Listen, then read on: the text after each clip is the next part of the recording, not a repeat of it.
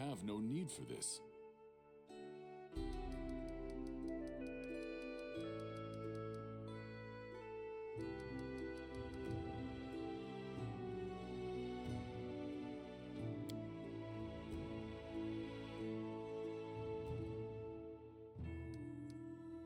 I shall not falter.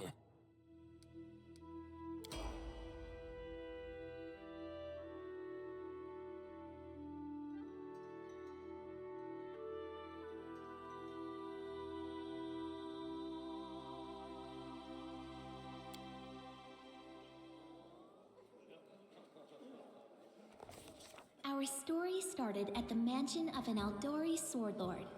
Drawn by the promise of a most dangerous task and a commensurately huge reward, heroes of all stripes gathered here.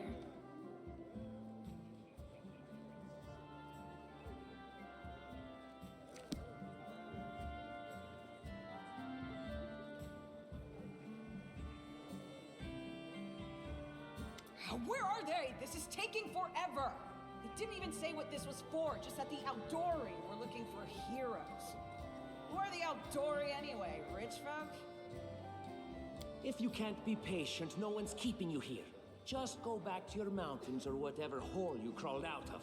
The Aldori Swordlords run the premier school for the dueling arts. They're also the richest and most influential group in this part of Brevoy. Take that tone with them, and they'll teach you some manners pretty quickly. All right, you purple toad, just shut your trap.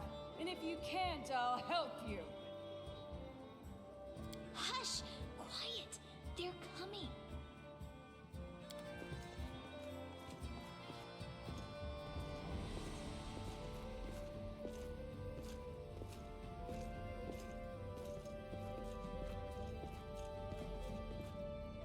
Greetings, everyone. I am Swordlord Jamandi Aldori, and this is Lord Mayor Yosef Selimius of Restov. Welcome to my mansion. We thank you from the bottom of our hearts for responding to our call. You may be few, but that's unavoidable. We need only the best of the best for this task. And I see true heroes before me, strong and fearless, exactly what Restov needs. Thank you, Lord Mayor. Now, to the point. South of here, just beyond Brevoy's border, lies a region known as the Stolen Lands. This is disputed territory, and while it's long been claimed by nearby states, it's never been truly taken. I won't bore you with the legal technicalities. Suffice to say that anyone with enough courage and power to seize the Stolen Lands and name themselves Baron or Baroness, claiming dominion, well, none of the neighboring states would be able to challenge it. Of course, Restov would be first to recognize the legitimacy of this new state, as well as the noble title of its founder. Unfortunately, one serious obstacle stands between you and this title. A gang of bandits holds sway in the Stolen Lands. Their chief, who they call the Stag Lord, considers himself the rightful owner of these lands, and no one has yet been able to challenge his power. Bring me his head, and you'll be able to return to the Stolen Lands as their legal ruler. Any questions? I will, of course. I'm the leader of this team, after all. Don't worry, though. I'll make it worth your while to help me. We haven't yet begun, and you already speak of divvying rewards. What makes you think we'll even succeed? There's little point arguing over who gains the title when we'll most likely lose our lives there. If I may please answer the question. We believe you're all equally deserving of a noble title. Over the course of your expedition, it will be up to you as a team to decide which of you is best suited to rule. That's a good point. As I see it, this Stag Lord already holds power over the region with confidence.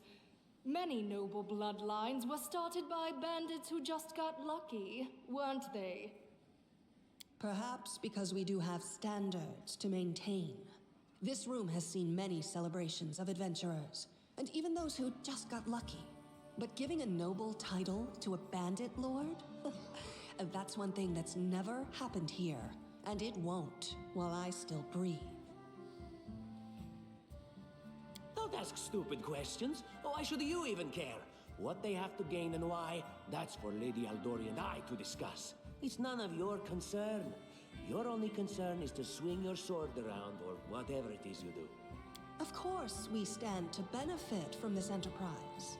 But if you're concerned that we intend to rule your country from afar, using you as a front, well, please know that these concerns are unfounded. Let's just say that we have a strong interest in the region's stability. We have need of a ruling power we can negotiate with, not bandit gangs and monster hordes. What is that smell in the air? And what reward would you seek beyond a noble title and your own lands? We'll absorb the costs of preparing and equipping your expeditions. Once you return victorious, Restov will also allocate you a significant sum to provide financial support for you to establish your country. Essentially, we'll help you build your capital. I hope such a reward is satisfactory. Words, words, words. Significant, financial. I can't fill my belly with pretty words.